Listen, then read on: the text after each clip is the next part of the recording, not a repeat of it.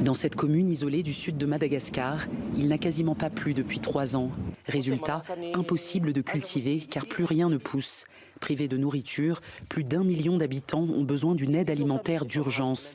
Mais les humanitaires ont eu des difficultés à intervenir dans cette commune à cause du banditisme rural. L'aide alimentaire n'est arrivée qu'en mars dernier, trop tard. 150 personnes étaient déjà mortes selon la mairie. Cette mère de 8 enfants a frôlé la mort il y a quelques mois. Les employés de la mairie ont partagé le peu qu'ils avaient pour la sauver en attendant l'aide extérieure. Nous étions vraiment démunis et squelettiques. Nous ne pouvions même plus marcher. Nous risquions de tomber juste en trébuchant sur une brindille. Mes enfants pleurent. Ils pleurent tellement, de tout leur cœur, de toute leur force. Celui-là s'est déjà évanoui à force de pleurer.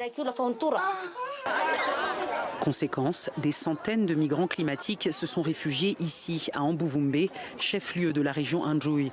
Mais en juin dernier, ils n'avaient toujours pas reçu d'aide alimentaire.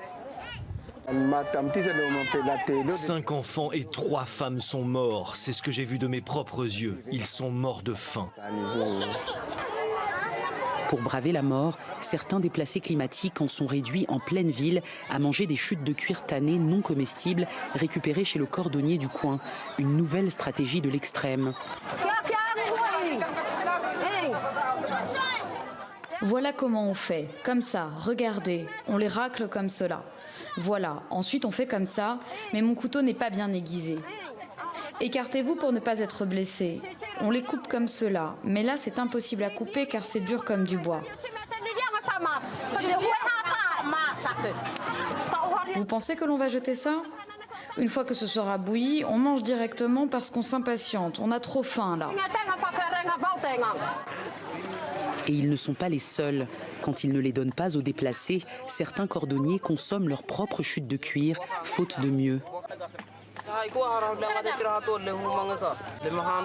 Nous aussi on les mange, on les fait cuire comme ça si on ne gagne pas d'argent ou si personne n'achète. Les autorités reconnaissent la gravité de la situation et annoncent une série de grands projets de développement pour le Sud dans la santé, l'agriculture, les travaux publics, l'industrie alimentaire et l'accès à l'eau. Monsieur le Président Radziwiłł a donné au ministre 3, 6 et 18 mois. 3, 6, 12 et 18 mois de résultats. Il veut absolument que dans 18 mois, ces projets soient un réel impact pour cette population.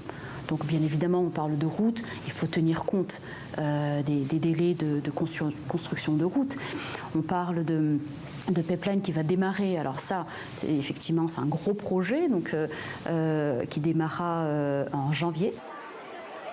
En attendant, le programme alimentaire mondial est sur le qui-vive car les ressources manquent. L'organisation a besoin de plus de 78 millions de dollars pour faire face à la rude période de soudure qui s'annonce.